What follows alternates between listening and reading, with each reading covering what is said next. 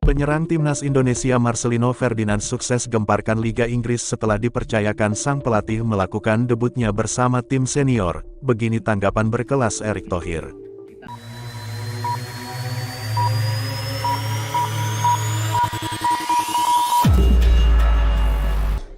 Marcelino Ferdinand akhirnya melakukan debut buat Oxford United saat bermain imbang 3-3 melawan tuan rumah Swansea City pada laga penutup Championship di Stadion Swansea.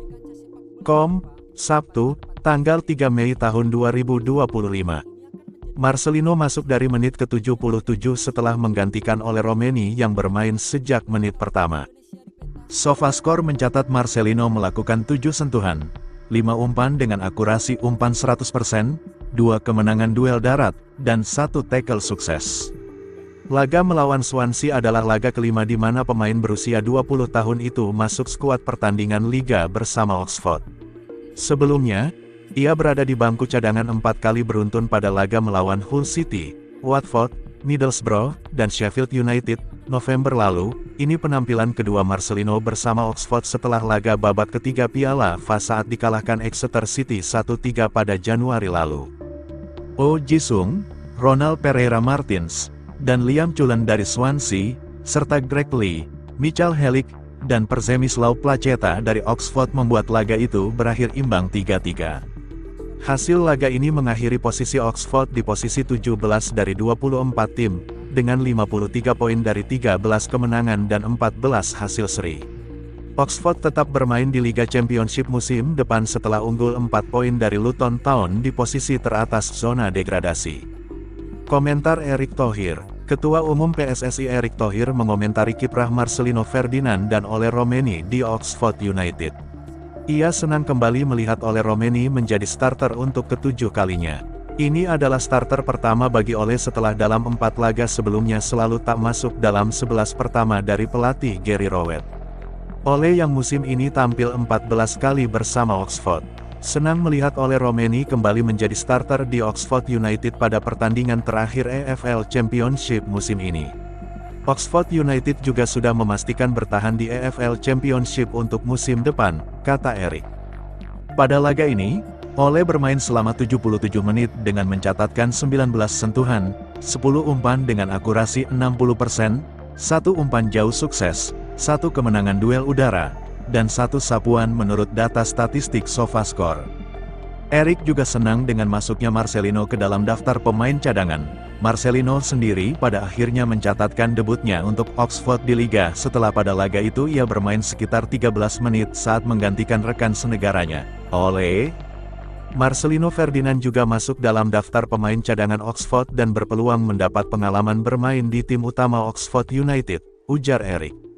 Lebih lanjut, Erick yang juga Menteri BUMN itu memastikan Ole dan Marcelino akan kembali membela timnas Indonesia yang pada Juni nanti memainkan 2 laga terakhirnya melawan Cina dan Jepang di putaran ketiga kualifikasi Piala Dunia 2026 Grup C.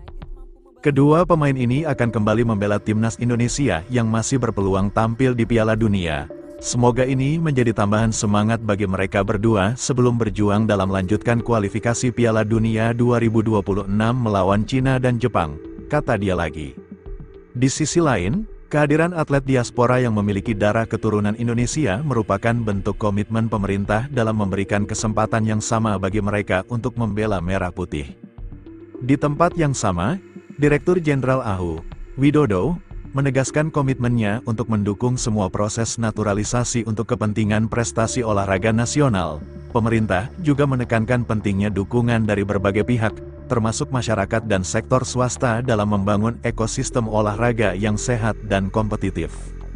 Menteri Hukum sudah memberi arahan untuk mendukung dan mempercepat semua proses naturalisasi yang memiliki kepentingan prestasi nasional dan kebanggaan bangsa, tentu dengan ketentuan peraturan perundang-undangan di bidang kewarganegaraan, kata dia.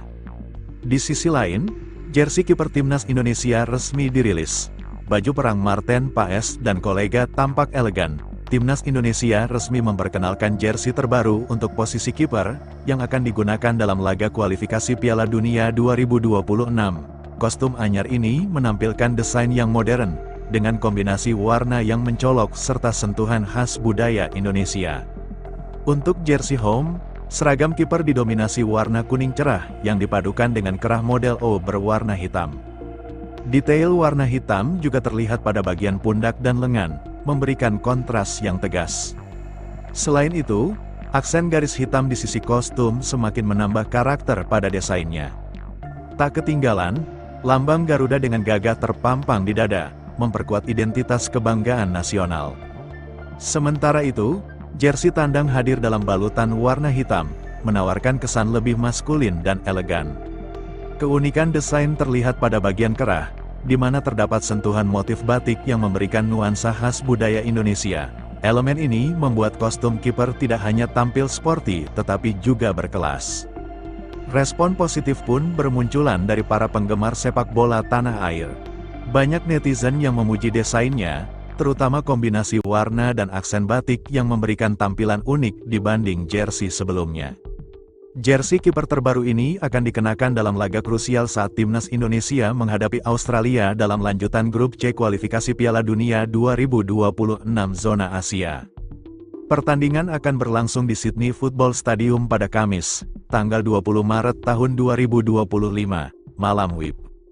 Dengan desain yang segar dan penuh makna, jersey kiper timnas Indonesia 2025 diharapkan membawa semangat baru bagi tim dalam perjuangannya di panggung internasional.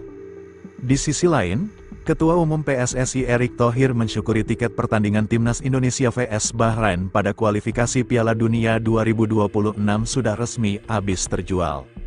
PSSI membuka dua fase penjualan tiket timnas Indonesia vs Bahrain yang akan berlangsung di Stadion Utama Gelora Bung Karno, Jakarta, tanggal 25 Maret mendatang.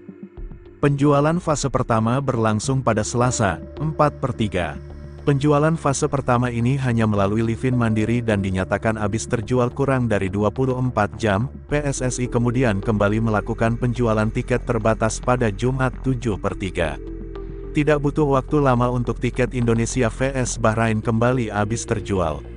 Alhamdulillah sold out, tulis Erick melalui akun Instagram merespons tiket Indonesia vs Bahrain habis terjual.